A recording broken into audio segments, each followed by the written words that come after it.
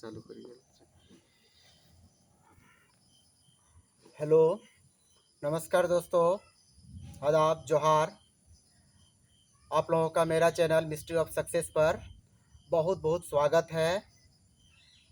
पहले के ही भांति आज फिर मैं आप लोगों के सामने एक ऐसे शख्स से बात करूंगा जो कि सेवानिवृत्त शिक्षक हैं और अभी इन्होंने बहुत कुछ लिख के रखा है जो कि आप लोगों के सामने प्रस्तुत करेंगे और वो हमारे लिए, आपके लिए और समाज के लिए बहुत ही उपयोगी ज्ञान होगा।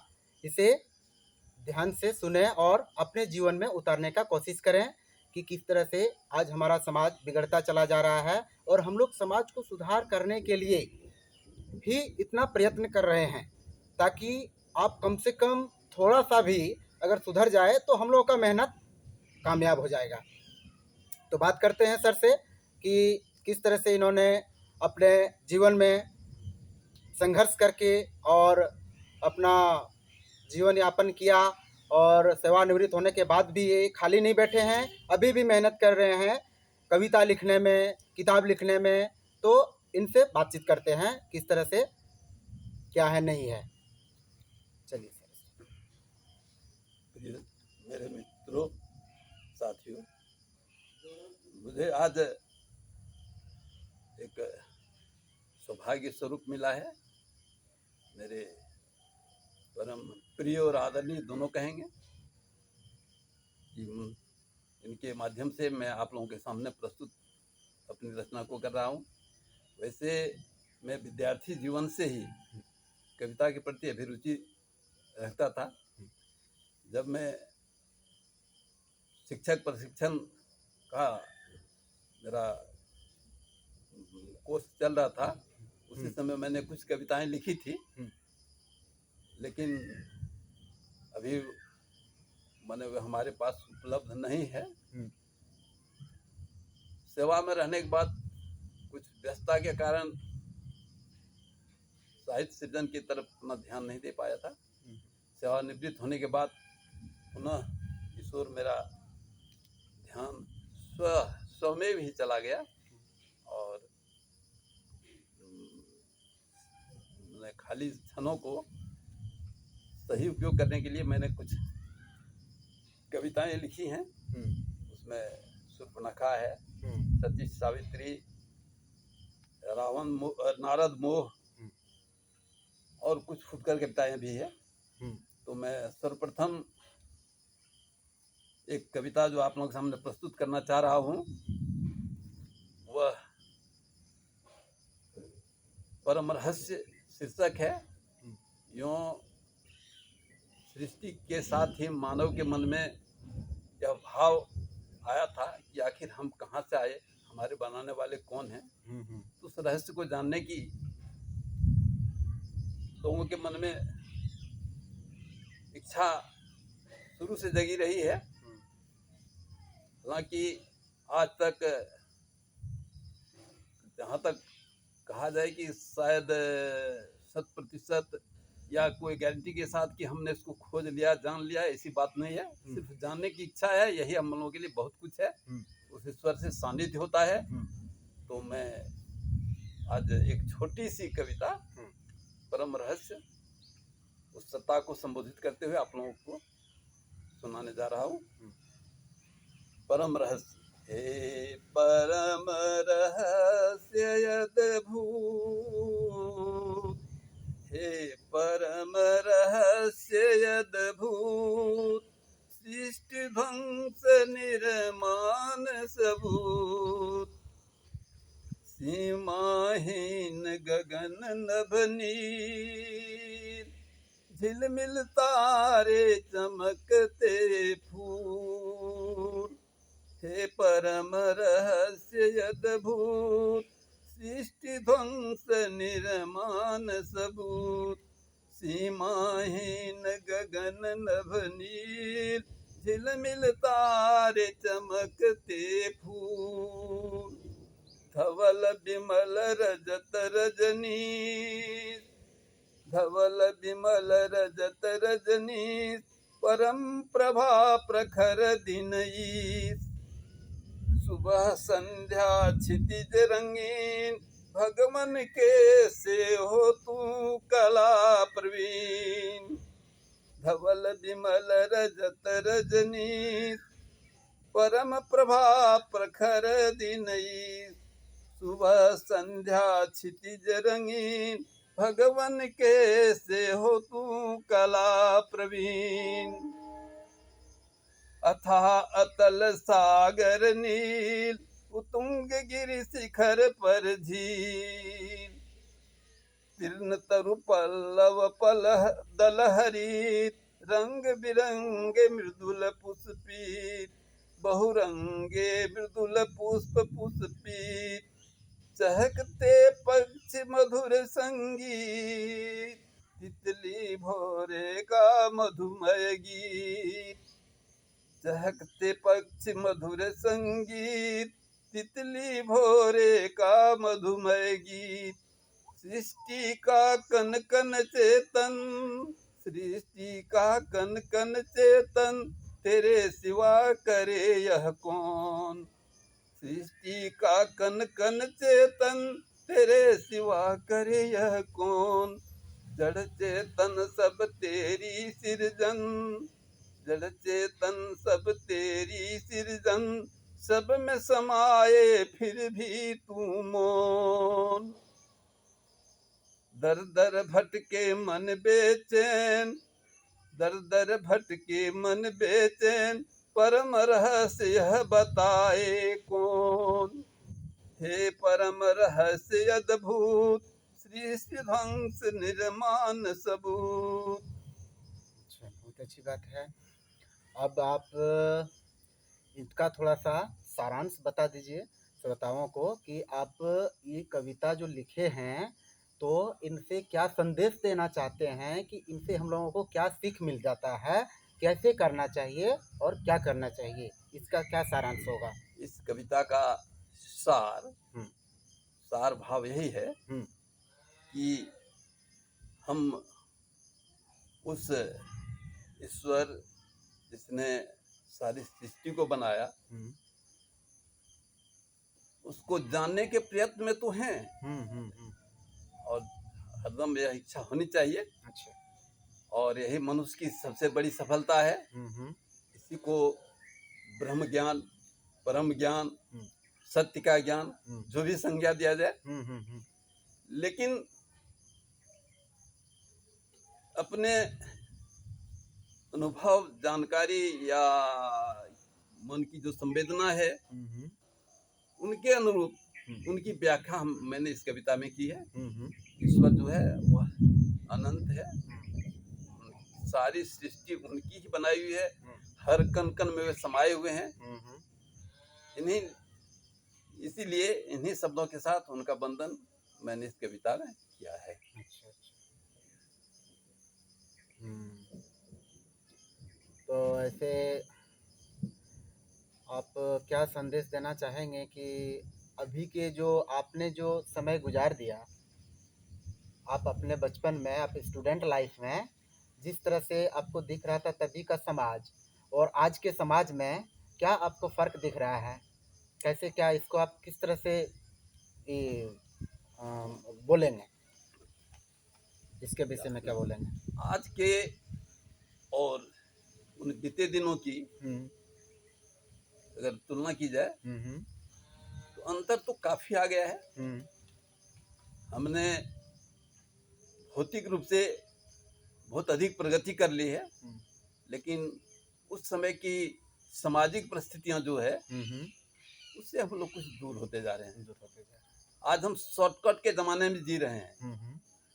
वस्तुतः हम शरीर पर जो वस्त्र पहन रहे हैं वह शॉर्ट तो होता ही जा रहा है, हम लोगों का मन भी शॉर्ट होता जा रहा है, वो भी हम लोगों का छोटा होता जा रहा है। जो उस समय एक गांव या समाज की एक विस्तृत कल्पना थी, लोगों के मन में जो एक भाव था, गांव में कोई किसी का पराया नहीं होता था, चाहे वो किसी जाति धर्म संप्रदाय का हो। लेकिन आज ऐसी स्थिति आ गई है कि अपनों से भी रिश्ते में खटास आती जा रही है। बिल्कुल सही बात माने है। अगर इसको कहा जाए हम्म। कि हम क्यों हो गए मजबूर, मजबूर। हम क्यों हो गए मजदूर, हम्म। क्यों रिश्ते हमसे होते जा रहे हैं दूर, दूर। और ये हम लोगों के सामने एक लाचारी है हम्म। जो शायद हमारे शिक्षा हम्म। और संस्कार जो है हम्म। वह विदेशी गुलामी के काल में हम्म। धीरे धीरे हम लोगों का जो स्तर बिगड़ा हम्म। उसमें अभी तक अपेक्षित सुधार नहीं आ पाया है। हम्म। और यही प्रयास हम लोग का होना चाहिए हम्म। कि समाज में एक जो भाईचारा का संदेश, हम्म। एक सहिष्णुता का भाव, हम्म। एक दूसरे को बर्दाश्त करने की भाव हम्म। होनी चाहिए, उसको हम लोग जहाँ तक हो जगह हम्म। मनुष्यता का जो मनुष्यता, हाँ, इंसानियत के नाते जो होना चाहिए, मानवता को। मानवता को हम्म। एक माने शांति, अमन, चैन मिले, इस ओर हम लोग का प्रयास होना चाहिए। हम्म। और इस संबंध में मैंने बहुत सारी कविताएं लिखी है, अगर यदि उससे कुछ लाभ हो तो मैं भविष्य में आप लोगों के सामने उनको भी प्रस्तुत करूंगा। इन्हीं शब्दों के साथ। अच्छा, ये हो गया। उसके बाद सर आप जैसे कि अभी अभी के बच्चों में, स्कूल के बच्चों विद्यार्थी जो हैं, उन लोगों में शिक्षा के प्रति मतलब कि किस तरह से प्रतिक्रिया उस सब पर आ रहा है, क्योंकि आप शिक्षक रह चुके हैं, आपको तो बढ़िया भली भांति पता होगा ये सब चीज़। विद्यार्थी का कैसा गुण होना चाहिए, क्या मतलब कि कौन सा विद्यार्थी क्या उसमें मैंने हो कि वो कुछ कर पाए, क्या होना चाहिए उसके साथ में, और अभी के विद्यार्थी में क्या देखने को मिल रहा है? देखिए, जहाँ तक सवाल है, अगर हम उसको विद्यार्थी के रूप में ले रहे हैं तो विद्यार्थी, आज के विद्यार्थी में एबिलिटी पहले से ज्यादा है। अच्छा। लेकिन हमारी शिक्षा व्यवस्था ही चरमराई हुई है। हम उसको जिस ढंग से ज्ञान देना चाहिए उस ढंग से दे नहीं पाते हैं। उसके पीछे जो भी कारण हो, कुछ तो सामाजिक कारण है कि बच्चे का तो पहला गुरु माँ पिता होता है। माँ पिता होता है। लेकिन आज इस अर्थ के युग में अनर्थ की ओर हम लोग चले जा रहे हैं। जो अभिभावक हैं, माँ पिता हैं, उनमें भी कुछ इस तरह की भावनाएं हैं जो बच्चे के विकास के अनुकूल नहीं पड़ता है। दूसरी बात, आज की राजनीति और सामाजिक स्थिति की जो भी है, आज शिक्षक नौकर है। शिक्षक नौकर है, सरकारी मुलाजिम है।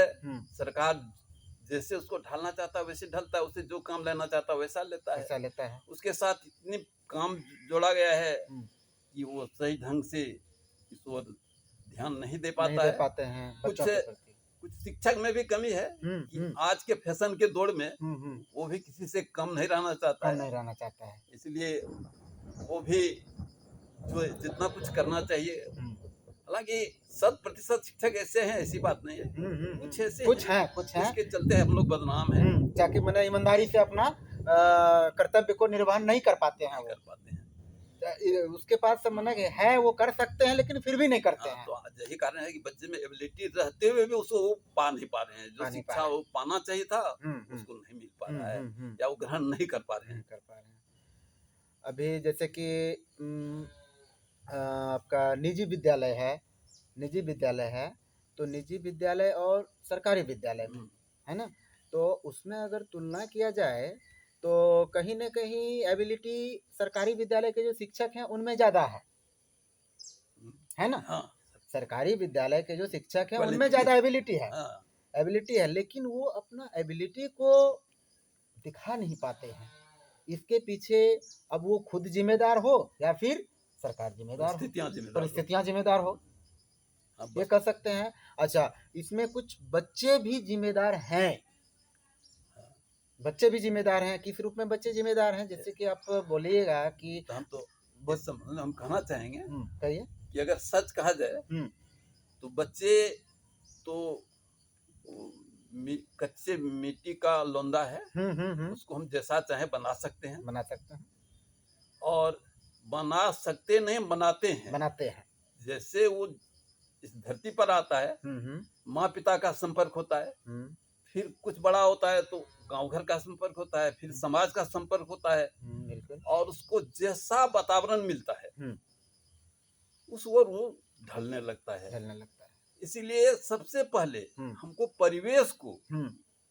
परिवेश पर ध्यान देना चाहिए। देना चाहिए। सबसे पहले ध्यान तो हमको घर से देना चाहिए, माँ बाप को देना चाहिए कि हमारा बच्चा सुसंस्कारित हो। सुसंस्कारित हो। आज दुर्भाग्य है हम्म। कि आज के नवयुवक जो माँ बाप बन रहे हैं या बनने वाले हैं, उनमें कुछ ऐसी बुरी आदतें आ गई है, जैसे फैशन, कुछ नशा, नशा, ये सब जो और उसका दुष्परिणाम बच्चे पर पड़ रहा बच्चे है। पर पड़ रहा है। सही बात है।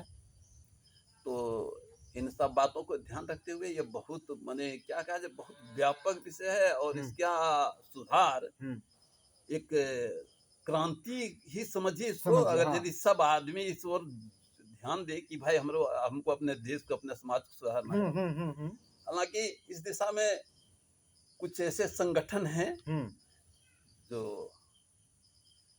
हम लोगों को अच्छे उद्देश्य की ओर ले जाना चाह रहा है, कुछ उससे लाभान्वित भी हो रहे हैं। कौन सा संगठन है इस तरह का?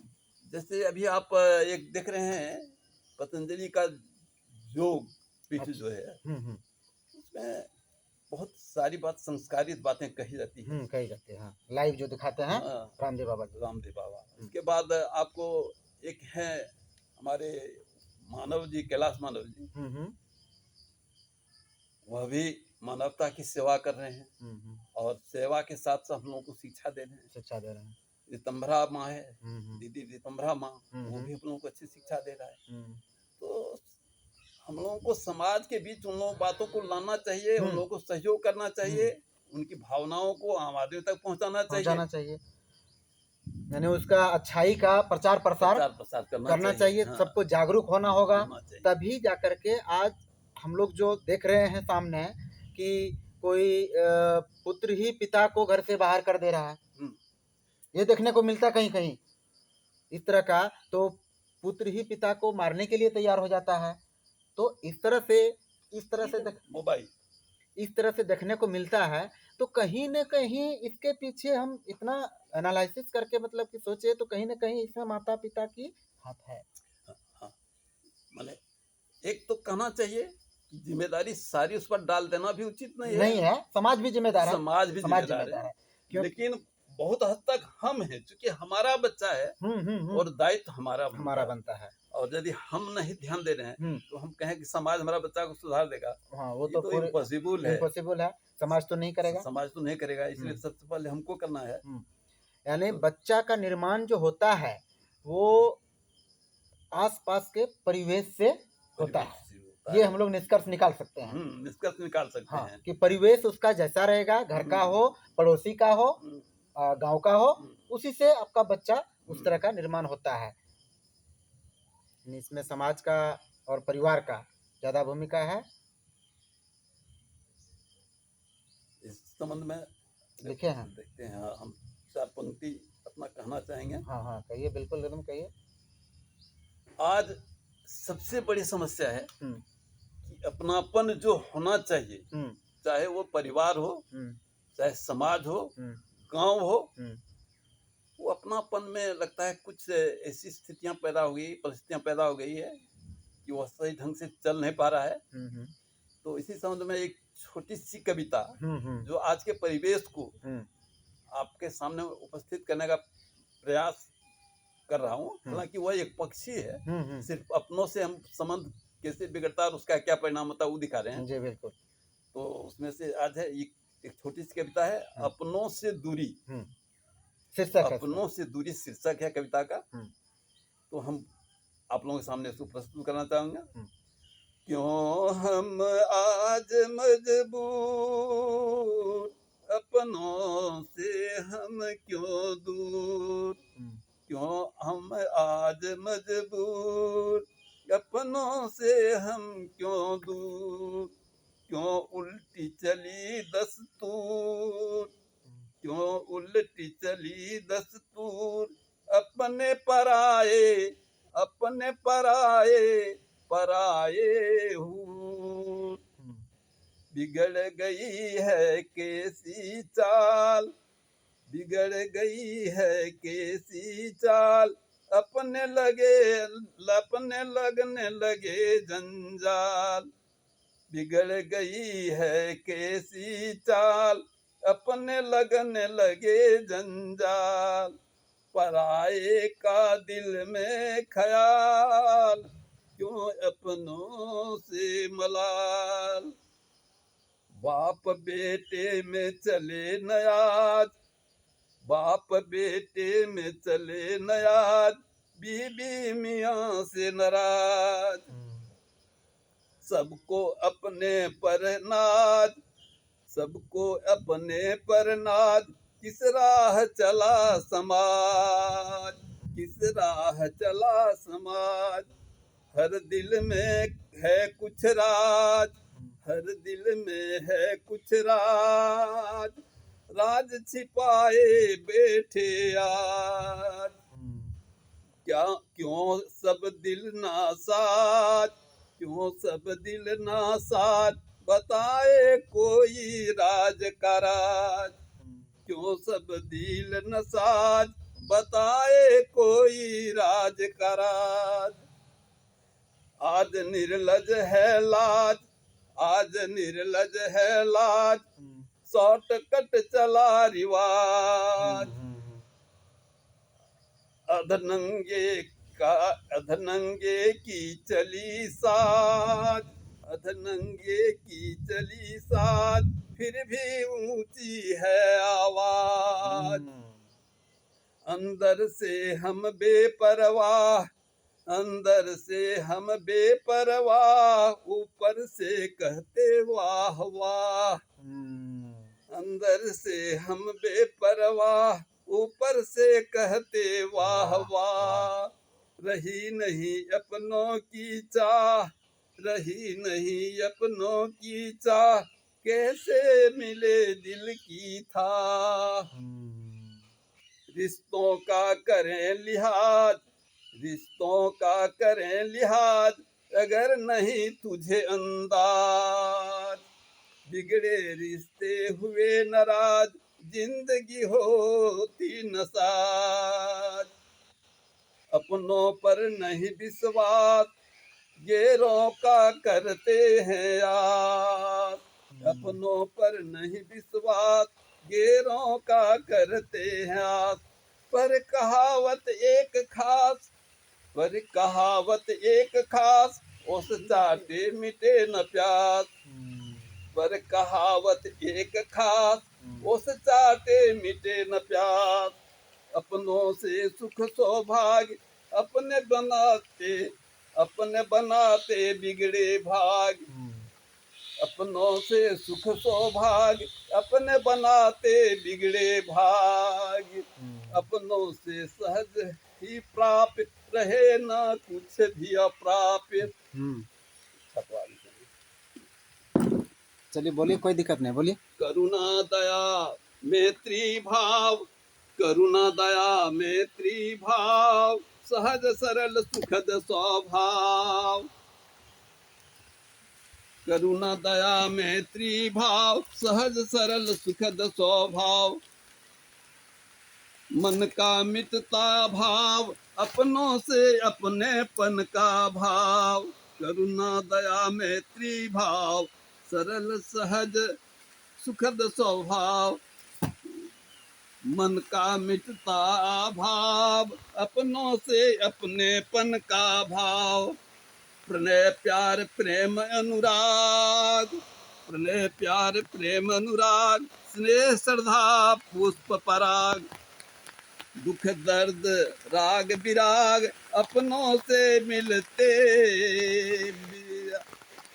अपनों से मिलते विश्वास, अपनों से मिलते विश्वास। चलिए आज, चलिए वहीं चलिए, आइए आइए, कोई बात नहीं है।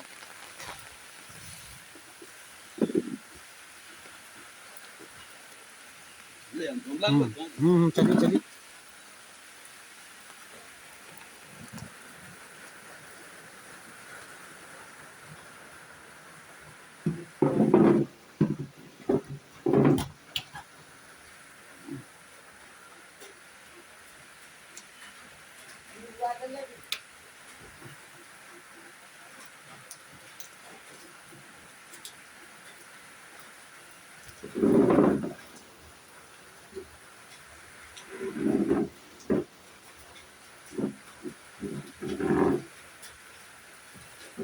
क्षमा चाहूँगा दोस्तों, थोड़ा सा के लिए बारिश शुरू हो गई, इसके चलते हम लोग यहाँ शिफ्ट हो गए हैं।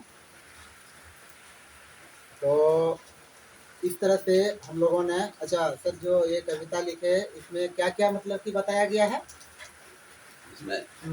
जो अभी बताए आपने।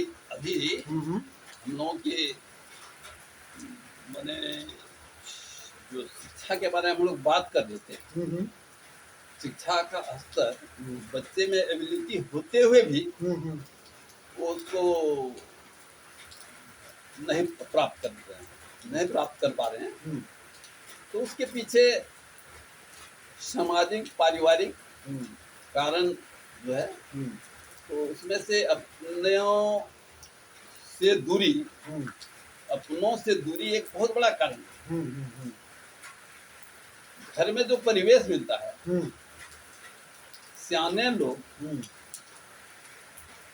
जो परिवार के सियाने लोग हैं, उन लोगों में जो अनबन होती है या उन लोगों में जो कलह होता है, उसका दुष्प्रभाव बच्चे पर पड़ता है। वो तो तुलसी का पौधा है, तुलसी का पौधा है, अगर उसको गंदे जल से सींचेंगे तो पौधा कभी मरेगा नहीं, मरेगा। उसको तो पवित्र जल चाहिए, गंगा जल चाहिए। तो ठीक उसी तरह बच्चा जो है वो तुलसी का पौधा है, उसको जब हम अच्छा वातावरण, सही वातावरण देंगे, तभी वो बच्चा वास्तव में मानव बन सकेगा, मानवता की ओर जा सकेगा। और हमारा जीवन का एक ही उद्देश्य है, मानवता होनी चाहिए। हम लोग जितनी भी कल्पना करते हैं ईश्वर या देवी देवताओं का, ये सारी कल्पनाएं एक आदर्श भाव को प्रदर्शित करने के लिए है। वास्तव में भगवान तो हर इंसान के दिल में होता है। यही है कि अगर वो इंसान बन गया, मानव बन गया, उसमें भगवान आ जाता है। और यदि उसकी भावना दूषित हो जाती है, वहाँ दर्द आ जाता है। तो इसी बात को हम अगर शिक्षा में इस बात को आज स्कूल में जो भी शिक्षाएं दी जा रही है पाठशालाओं में, या उसमें हम उसको इस लायक बनाने की कोशिश करते हैं, डिग्री हासिल कर ले, नौकरी करे,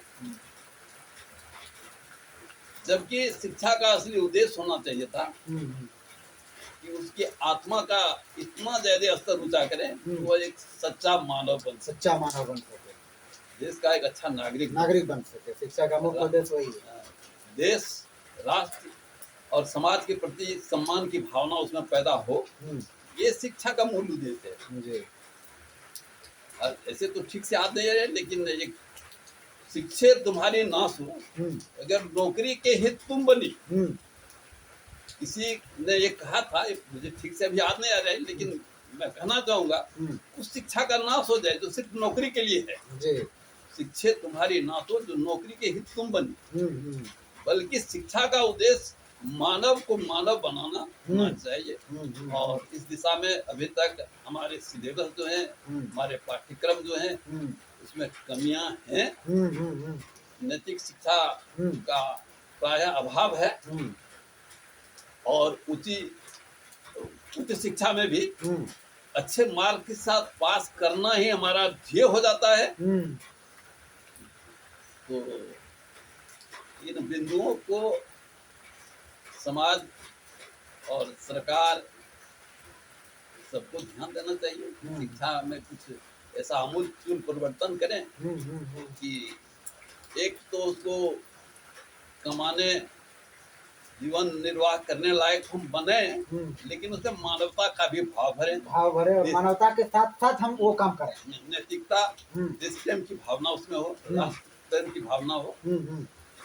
आज हम लोग जब न्यूज सुनते हैं हम्म। तो ये दुष्कर्म, ये घोटाला, हम्म। ये लूटपाट हम्म। सुन के मन में एक दुख पहुंचता है। दुख पहुंचता है, चोट पहुंचती है। और इस सब का कारण यही है कि हमारी शिक्षा अधूरी है। शिक्षा का जो होना चाहिए तो इस दिशा में करना तो बहुत कुछ है। और आज एक कहानी, छोटी सी बात आता रही है कि जब रामचंद्र लंका पर चढ़ाई करने जा रहे थे, सागर पर पुल बांधा जा रहा था, बड़े बड़े पत्थर ला करके रखे जा रहे थे। तो वहां रहने वाले एक गिलहरी ने सोचा कि जब भगवान राम लंका पर चढ़ाई करने जा रहे हैं, पुल बन रहा है, तो हम भी कुछ करें। तो पानी में जाके भींग आती थी और बालू लपेट के आकर के पुल पर झाड़ देती थी। तो हम लोग उस गिलहरी के समान है, अगर कुछ कर सके, कुछ हो जाए, जहाँ तक सहयोग हो सके, समाज के भावना ये है, भावना हम लोगों की ये है। उसके बाद जो कर सकते हैं उतना तो करेंगे। ठीक है, तो आज की इस वीडियो में इतना ही। फिर हम लोग नए कंटेंट, नए विषय के साथ फिर अगला वीडियो में मिलेंगे आप लोगों से। धन्यवाद।